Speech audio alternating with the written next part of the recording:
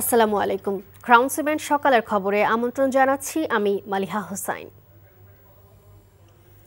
গুম ও বিচার বহির্ভূত হত্যার ২ মামলায় ১৩ জন এবং জুলাই হত্যা মামলায় ২ জন সহ মোট ১৫ সেনা কর্মকর্তাকে কারাগারে পাঠানোর নির্দেশ দিয়েছেন আন্তর্জাতিক অপরাধ ট্রাইব্যুনাল। সকাল ৮:৩০টার দিকে ট্রাইব্যুনাল ১-এর চেয়ারম্যান বিচারপতি মোহাম্মদ গোলাম মুর্তুজা মজুমদারের নেতৃত্বাধীন বিচারিক প্যানেল এই আদেশ দেন। আসামিদের মধ্যে একজন মেজর জেনারেল, ৬ জন ব্রিগেডিয়ার জেনারেল, ৪ জন কর্নেল, ৩ জন লেফটেন্যান্ট কর্নেল ও একজন মেজর রয়েছেন। এদের মধ্যে ৩ জন হলেন ডিজিএফআই-এর সাবেক পরিচালক। এর আগে সকাল ৭:৩০টার দিকে কড়া নিরাপত্তায় প্রিজন ভ্যানে করে তাদের ট্রাইব্যুনালে হাজির করা হয়। ৭:৩০টার দিকে প্রিজন ভ্যান থেকে নামিয়ে তাদের ট্রাইব্যুনালের হাজতখানায় নিয়ে যায় পুলিশ। আওয়ামী লীগের দীর্ঘ শাসনামলে টিএফআই জেআইসি সেলে গুম, খুন ও জুলাই আগস্টে সংঘটিত মানবতা বিরোধী অপরাধের আলাদা ৩টি মামলায় হেফাজতে থাকা সেনা কর্মকর্তাদের আন্তর্জাতিক অপরাধ ট্রাইব্যুনালে আনা হয়েছে। উপস্থিত করা হয়েছিল তাদেরকে গ্রেপ্তারের ব্যাপারে, বিচারে সোপর্দ করার ব্যাপারে আইনশৃঙ্খলা রক্ষাকারী বাহিনী যেমন কাজ করেছেন, তেমনিভাবে বাংলাদেশের সার্বভৌমত্বের রক্ষক হিসাবে আমরা যাদেরকে মনে করি বাংলাদেশ সেনাবাহিনী, তারা এই আদালতের প্রক্রিয়াকে সাহায্য করেছেন। তারা ঘোষণা দিয়েছিলেন যে ল অব দি ল্যান্ডের প্রতি তারা শ্রদ্ধাশীল থাকবেন, বিচার প্রক্রিয়ার প্রতি তাদের সমস্ত সমর্থন থাকবে। তারা সেই সমর্থন আমাদেরকে দিয়েছেন, আইনশৃঙ্খলা রক্ষাকারী বাহিনীকে দিয়েছেন। এই আসামিদেরকে গ্রেপ্তার করে আদালতে হাজির করার ব্যাপারে তারা সম্পূর্ণ সহযোগিতা করেছেন। এটা আইনশৃঙ্খলা রক্ষাকারী বাহিনীর মাধ্যমে আমরা জানতে পেরেছি। সুতরাং দেশপ্রেমিক সেনাবাহিনীর ব্যাপারে যে সমস্ত অপপ্রচার যারা করেন তাদেরকে আমরা বলবো অপপ্রচার করবেন না।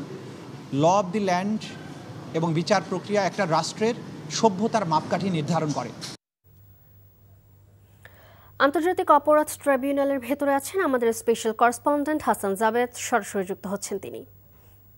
জাবেদ, আসামিদেরকে কি নিয়ে যাওয়া হয়েছে? তাদেরকে কোন কারাগারে পাঠানো হবে আর কি তথ্য রয়েছে আপনার কাছে এই ব্যাপারে জানাবেন।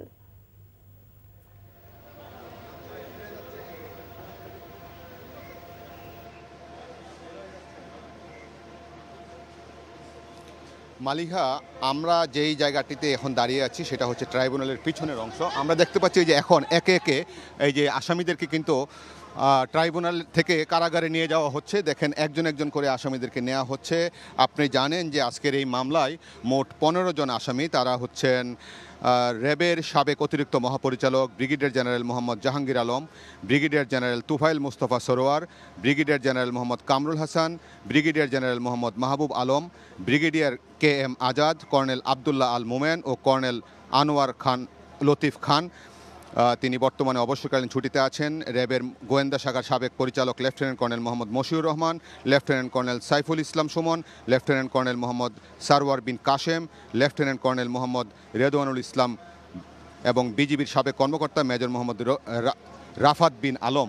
এইভাবে কিন্তু দেখতে পাচ্ছেন যে আসামিদেরকে কিন্তু একে একে এই যে ট্রাইব্যুনালের যে গারদ থেকে এখন তাদেরকে প্রিজন ভ্যানে নিয়ে যাওয়া হচ্ছে এবং তাদেরকে কোন কারাগারে নিয়ে যাওয়া হবে এটা কিন্তু আমাদেরকে এখনও জানানো হয়নি, আমরা জানতে পারিনি। তবে একটু জানার চেষ্টা করি যে আসলে তাদেরকে কোন কারাগারে নেওয়া হবে। তবে তাদেরকে কিন্তু সকাল 7টার পরপরই কিন্তু এই আন্তর্জাতিক অপরাধ ট্রাইব্যুনালে আনা হয়েছিল এবং 8:17 দিকে বিচারপতি গোলাম মুর্তুজা মজুমদারের নেতৃত্বাধীন যে 3 সদস্যের ট্রাইব্যুনাল তারা শুনানি করেন এবং শুনানি শেষে 15 আসামিকেই কারাগারে পাঠানোর নির্দেশ দেন এবং আগামী 20 নভেম্বর 2টি মামলায় 13 আসামিকে আনার আবার নির্দেশ দিয়েছেন পরবর্তী শুনানির জন্য। আর জুলাই আগস্ট হত্যায় রামপুরায় যে 28 জনকে হত্যা করা হয়েছিল সেই মামলায় 2 জন আসামিকে 3 নভেম্বর পরবর্তী শুনানির জন্য দিন ধার্য করা হয়েছে এবং 3 মামলায় কিন্তু ইতিমধ্যে অভিযোগ গঠন করে আসামিদের বিরুদ্ধে গ্রেফতারি পরোয়ানা জারি করা হয়েছিল এবং গ্রেফতারি পরোয়ানা জারির পর যেই জিনিসটি বারবার এসেছিল যে আসলে কি আসামিরা এই ট্রাইব্যুনালে আসবে কিনা, তাদেরকে গ্রেফতার করা হবে কিনা, কিন্তু শেষ পর্যন্ত দেখা গেল যে না, তারা আদালতের প্রতি সম্মান জানিয়ে, আইনের প্রতি সম্মান জানিয়ে তারা কিন্তু এখানে এসেছেন। আমি যদি আমাদের ক্যামেরা পার্সন রনিকে বলি আপনি পিছনে ঘুরিয়ে যদি একটু প্রিজন ভ্যানটা দেখাতে পারেন, আমি আমার তথ্যপত্র জানাচ্ছি উনি একটু ক্যামেরায় এগুলি দেখানোর চেষ্টা করছেন যে আসলে এখন ট্রাইব্যুনালের যে থেকে প্রিজন ভ্যানে করে আসামিদেরকে নিয়ে যাওয়া হচ্ছে। এখন কোন প্রিজন ভ্যান কিন্তু দেখেন এই প্রথম বাংলাদেশে দেখলাম যে প্রিজন ভ্যানটি হচ্ছে আপনার খুব সুন্দর নতুন পরিপাটি এবং এসিতে মোড়ানো, এবং এই এসি প্রিজন ভ্যান এই প্রথম কারাগারের আমরা দেখেছি গত 2010 সাল থেকে এখন পর্যন্ত কিন্তু ট্রাইব্যুনালের মানবতা বিরোধী অপরাধের মামলার তথ্য উপাত্ত আমরা কাভার করছি, কিন্তু এই ধরনের প্রিজন ভ্যান দেখিনি। যেহেতু তারা ঊর্ধ্বতন সেনা কর্মকর্তা, তাই তাদের জন্য এই প্রিজন ভ্যানটি নতুন করে বানানো হয়েছে এবং তাদেরকে এই প্রিজন ভ্যানে করে আনা হয়েছে। এবং তারা যখন ট্রাইব্যুনালের কাঠগড়ায় ছিলেন তখন তারা কিন্তু বেশ নির্বিকার ছিলেন এবং খুব চুপচাপ ছিলেন, এবং ট্রাইব্যুনাল যখন একে একে তাদের নাম বলছিল তখন তারা দাঁড়িয়ে আদালতকে সম্মান প্রদর্শন করছিলেন।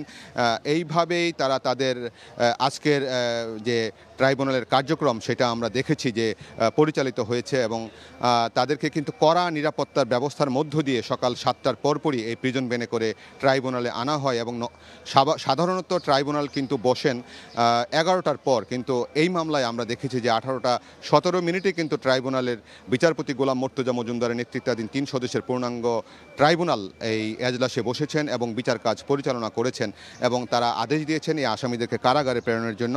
এবং দুটি আবেদনও করেছে আসামি পক্ষ, একটি হচ্ছে জামিন আবেদন, অপরটি হচ্ছে যেন আসামিদেরকে যেই কারাগারে রাখা হবে কারাগার থেকে যেন অনলাইনের মাধ্যমে তাদেরকে হাজিরা দেখানো হয়। কিন্তু এই দুটি আবেদনের উপর শুনানি হয়নি, কারণ আবেদনের জন্য আসামির যে লাগে আপনার এই স্বাক্ষর লাগে, সেইটা কিন্তু নেওয়া হয়নি। বলছে যে সুনির্দিষ্ট প্রসিডিওর মেনটেন করে আপনার এই আবেদনটি নিয়ে আসবেন, শুনানি হবে। অর্থাৎ তিনটি পৃথক জামিন আবেদন এবং একটি হচ্ছে তাদেরকে যেন অনলাইনের মধ্যে হাজিরা দেওয়া হয়। তবে অনলাইনে হাজিরা দেওয়ার বিধান আইনে আছে, সেটা করা যেতে পারে, কিন্তু এখন তাদেরকে জামিন দিবে কি দিবে না সেটা শুনানির পরে কিন্তু আমরা বুঝতে পারবো। এখন আমাদের মনে হচ্ছে যে তাদেরকে হয়তো বিশেষ সাবজেল, যেটা কিছুদিন আগে প্রজ্ঞাপনের মাধ্যমে জারি করা হয়েছিল, সেনানিবাসের যে আপনারা দেখতে পাচ্ছেন যে গাড়িটা কিন্তু আস্তে আস্তে ট্রাইব্যুনাল থেকে বেরিয়ে যাচ্ছে, এবং ট্রাইব্যুনালের বাইরে কিন্তু আমাদের সহকর্মী নূর হোসেনও আছেন। নিশ্চয়ই নূর হোসেন সেখানে আপনাদেরকে আরও পরবর্তীতে জানাতে পারবে যে আসামিদেরকে কিভাবে নিয়ে যাওয়া হচ্ছে, ওইখানকার নিরাপত্তা পরিবেশ কেমন, এবং কেমন নিরাপত্তা দিয়ে তাদেরকে আনা হয়েছিল, এবং এখনই বা কেমন নিরাপত্তা দিয়ে নেওয়া হচ্ছে সেটা জানাতে পারবো। তো আমার কাছে ছিল এই ছিল আমার কাছে সর্বশেষ।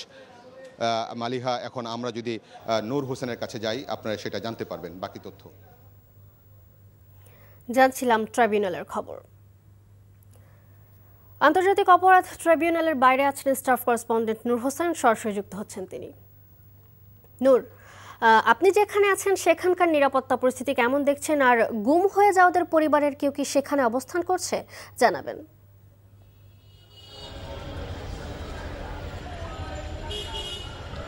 মালিহা, আমাদের সহকর্মী জাভেদ যেমনটি বলছিলেন, আজকে সেনা কর্মকর্তা যাদেরকে আদালতে তোলা হয়েছিল, আন্তর্জাতিক অপরাধ ট্রাইব্যুনালে আনা হয়েছিল, তাদেরকে এরই মধ্যে বের করে আনা হচ্ছে। যেমনটি আমরা দেখছি, তারা ট্রাইব্যুনালের মাজারের পাশের যে গেটটি রয়েছে এই গেট দিয়ে তাদেরকে আনা হচ্ছে, এবং এই মুহূর্তে তাদেরকে বহনকারী বিশেষ যে প্রিজন ভ্যানটি তৈরি করা হয়েছে, কারা কর্তৃপক্ষ যেটি তৈরি করেছে, যেটি শীতাতপ নিয়ন্ত্রিত, এবং বাংলাদেশের ইতিহাসে হয়তো এটি প্রথম, যেমনটা আইনজ্ঞরা বলছিলেন, এবং ট্রাইব্যুনাল সহ আদালত সংশ্লিষ্ট ব্যক্তি যারা রয়েছেন তারা যেমনটি বলছিলেন যে এই প্রিজন ভ্যানটি, এরকম প্রিজন ভ্যান এর আগে কখনো বাংলাদেশে দেখা যায়নি, এবং সেই বিশেষায়িত যে প্রিজন ভ্যান, সেই বিশেষায়িত প্রিজন ভ্যানে করে তাদেরকে নেওয়া হচ্ছে।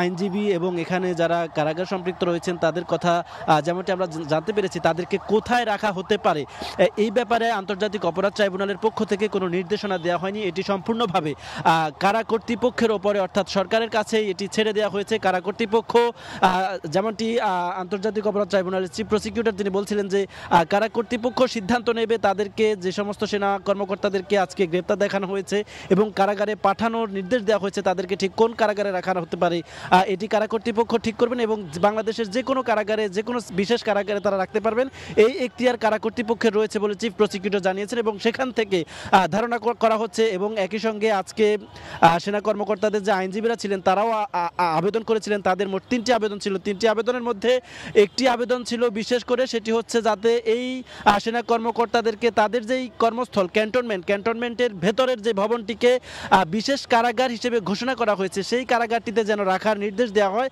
সেই রকম একটি আবেদন তারা ট্রাইব্যুনালের কাছে করেছিলেন। তবে ওকালতনামায় স্বাক্ষর না থাকার কারণে অর্থাৎ যথাযথ প্রক্রিয়া অবলম্বন না করবার কারণে আজকে আন্তর্জাতিক অপরাধ ট্রাইব্যুনালের পক্ষ থেকে সেনা কর্মকর্তাদের কোনো আবেদনই কোনো ধরনের শুনানি হয়নি অথবা কোনো আবেদনের প্রেক্ষিতে কোনো নির্দেশনা আন্তর্জাতিক অপরাধ ট্রাইব্যুনাল দেননি, এমনটি আমরা জানতে পেরেছি। এবং একটু আগে আমরা যে জায়গাটিতে অবস্থান করছি এখান থেকে তাদেরকে নেওয়া হয়েছে এবং খুব সম্ভবত তাদেরকে ক্যান্টনমেন্টের ভেতরের যে ভবনটিকে কারা কর্তৃপক্ষ বিশেষ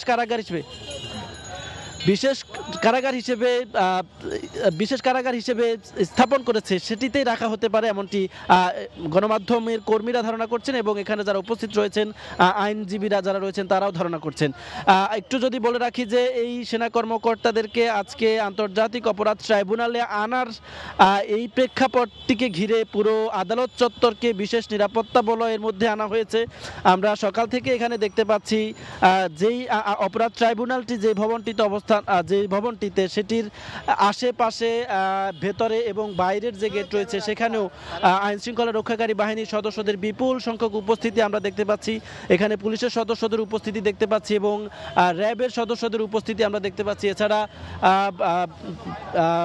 এছাড়া বর্ডার গার্ড বাংলাদেশ বিজিবি সদস্যদের বিপুল সংখ্যক উপস্থিতি আমরা দেখতে পাচ্ছি এবং এর বাইরে গোটা রাজধানী জুড়েই আমরা যখন আদালতে আসছিলাম সকালে খুব ভোরে, তখন একেবারে কারণ বাজার মোড় থেকে শুরু করে শাহবাগ মৎস্য ভবন এবং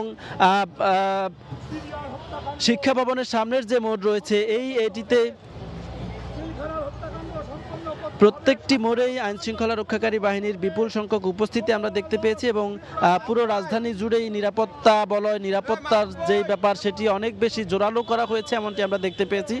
এছাড়া আদালত চত্বরের চারপাশে আইন শৃঙ্খলা রক্ষাকারী বাহিনীর এবং সেনাবাহিনীর সদস্য যারা আইন শৃঙ্খলা রক্ষাকারী বাহিনীর সদস্য হিসেবে কাজ করছেন তাদেরও বিপুল সংখ্যক উপস্থিতি আমরা দেখতে পেয়েছি এবং পুরো রাজধানীর বিশেষ করে একেবারে ক্যান্টনমেন্ট থেকে শুরু করে আন্তর্জাতিক অপরাধ ট্রাইব্যুনালের যে ভবন এই ভবন পর্যন্ত পুরো সড়কেই মোড়ে মোড়ে আইন শৃঙ্খলা রক্ষাকারী বাহিনীর সদস্য, সেনাবাহিনীর সদস্য, পুলিশের সদস্য, র্যাবের সদস্য, বিজিবি সদস্য তাদের উপস্থিতি ছিল, তারা অবস্থান করছিলেন এবং এছাড়া তাদের যে টহল গাড়িগুলো ছিল সেই গাড়িগুলোরও বিপুল সংখ্যক অনেক বেশি টহল আমরা দেখতে পেয়েছি, যেটি সাধারণ সময় এই ধরনের টহল দেখা যায় না, সেরকম টহল আমরা দেখতে পেয়েছি।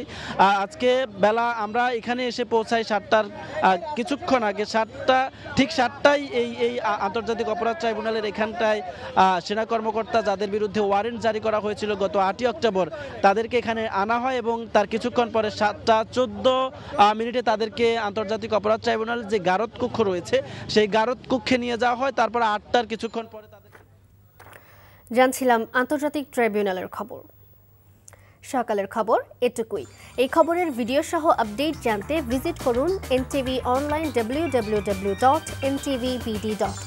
এছাড়াও NTVর জনপ্রিয় সব অনুষ্ঠান ও খবরের আপডেট জানতে ভিজিট করুন আমাদের ইউটিউব ও ভেরিফাইড ফেসবুক পেজ। 12টায় মধ্যাহ্নের খবর দেখার আমন্ত্রণ রইল। ধন্যবাদ সবাইকে।